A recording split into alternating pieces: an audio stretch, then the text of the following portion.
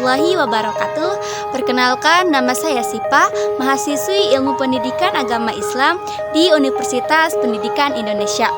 Di sini saya akan mereview sebuah buku di mana ini merupakan tugas mata kuliah Basic Life Skill dengan dosen pengampu yaitu Bapak Dr. Saiful Anwar SPD MAG.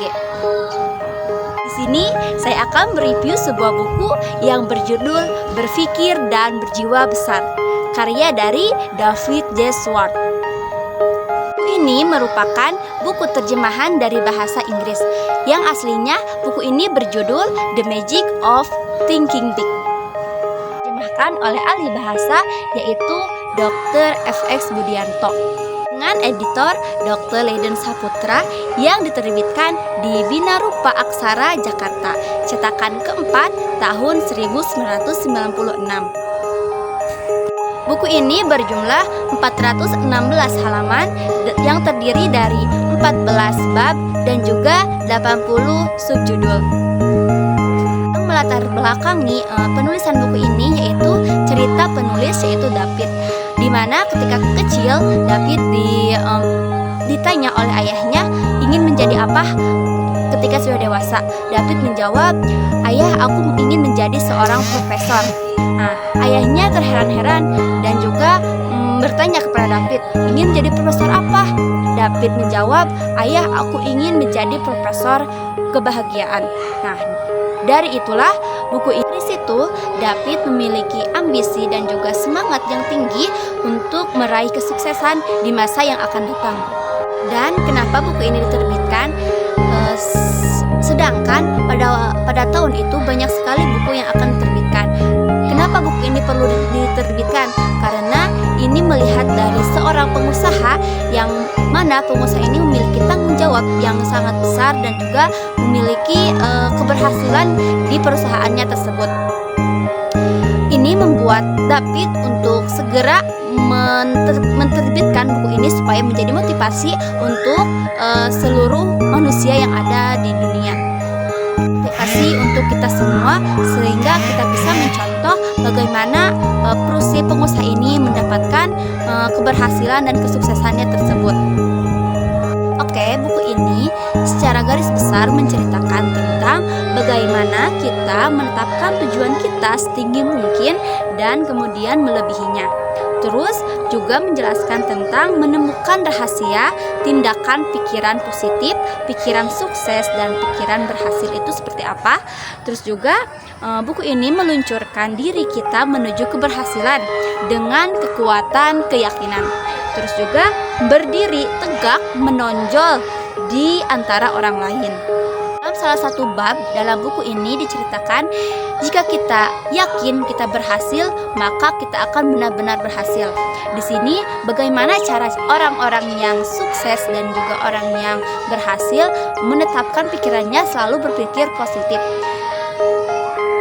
Keyakinan bahwa dia akan berhasil, maka dia pun akan benar-benar berhasil. Ketika pemikiran kita yakin bahwa kita akan berhasil, maka otak kita akan mencarikan cara-cara atau solusi-solusi untuk bagaimana pekerjaan kita itu akan selesai dan akan berhasil. Sebaliknya, ketika otak kita berpemikiran bahwa kita itu tidak bisa melakukannya, maka otak kita akan mencarikan hal-hal yang buruk, yang dimana kita yang buruk dalam mengerjakan tugas atau pekerjaan tersebut. Dalam buku ini juga ada salah satu subjudul yang menceritakan tentang bangunlah kepercayaan dan lawan ketakutan. Kebanyakan rasa ketakutan pada zaman sekarang ditimbulkan dari psikologi kita, seperti kekhawatiran, ketegangan, rasa malu, panik. Semua itu berakar dari pemikiran kreatif. Ini berakar dari imajinasi negatif yang salah penanganannya. Dalam buku ini juga diceritakan bahwa tidak ada satu orang pun yang lahir dengan kepercayaan dirinya. Tetapi ketika ada seseorang yang memancarkan kepercayaan dirinya, berarti orang yang memancarkan kepercayaan dirinya, berarti dia telah berhasil menaklukkan rasa kekhawatiran yang ada dalam dirinya di mana saja dengan tenang, dan dia berhasil melatih kepercayaan dirinya. Nah, di dalam buku ini juga diceritakan, diberikan solusi bagaimana tindakan kita ketika kita memiliki faktor-faktor yang membuat kita tidak percaya diri. Contohnya, ketika kita memiliki rasa malu karena penampilan pribadi kita, maka tindakan yang harus kita lakukan yaitu perbaiki penampilan kita dengan cara memakai pakaian yang menurut kita itu bisa percaya diri. Terus tidak selalu pakaian yang mahal itu yang membuat kita percaya diri ya teman-teman, tetapi yang membuat kita nyaman dan membuat kita yakin bahwa kita itu terus misalkan kita takut gagal dalam melakukan ujian.